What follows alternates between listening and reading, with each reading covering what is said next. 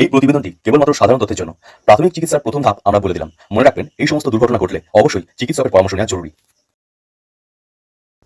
আমাদের প্রত্যেকটা বাড়িতেই বিদ্যুৎ চালিত যন্ত্রে ভর্তি। এর থেকে আচমকা কোনো সময় কিন্তু বিদ্যুৎস্পৃষ্ট যে কেউ হতে পারে। এমন ঘটনা যদি ঘটে তাহলে কি করবেন, তাই আগে ভাগেই জেনে নিন সেই সম্পর্কে। আজকের ভিডিওতে থাকছে কেউ বিদ্যুৎস্পৃষ্ট হলে সঙ্গে সঙ্গে যা করবেন। দেখে নিন এই সচেতনতামূলক ভিডিওটি। প্রথমেই মনে রাখতে হবে, কেউ বিদ্যুৎস্পৃষ্ট হলে সেই অবস্থায় তার গায়ে হাত দেওয়া যাবে না। তাহলে যিনি হাত দেবেন তিনি কিভাবে দেবেন? তিনি আক্রান্তকে বিদ্যুৎ থেকে মুক্ত করতে তাকেও কিন্তু খুব সচেতনতার সঙ্গে করতে হবে। এর জন্য তাকে কাঠের বা প্লাস্টিকের লাঠি দিয়ে ধাক্কা দিয়ে তাকে আলাদা করতে হবে।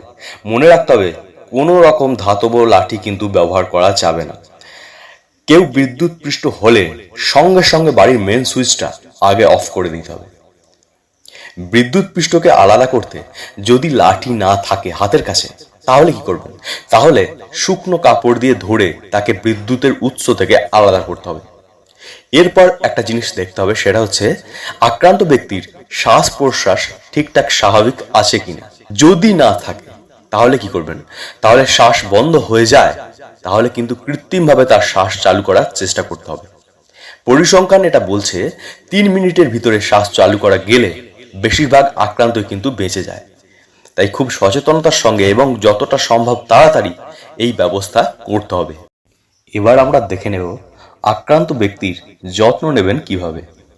প্রথমেই আক্রান্ত মানুষটির শ্বাস প্রশ্বাস যদি স্বাভাবিক থাকে তাহলে তাকে চিৎ করে শুইয়ে দিন। কোমর থেকে পা একটু উঁচু জায়গায় রাখুন, এতে শ্বাস নিতে সুবিধা হবে। আক্রান্ত ব্যক্তির যদি গলা শুকিয়ে যায় তাহলে অল্প জল খেতে দিন। আক্রান্তের গায়ে বা মাথায় জল লাগতে দেবেন না। আক্রান্ত মানুষটি যদি কিছু খেতে পারেন তাহলে তাকে গরম দুধ বা চা দিন।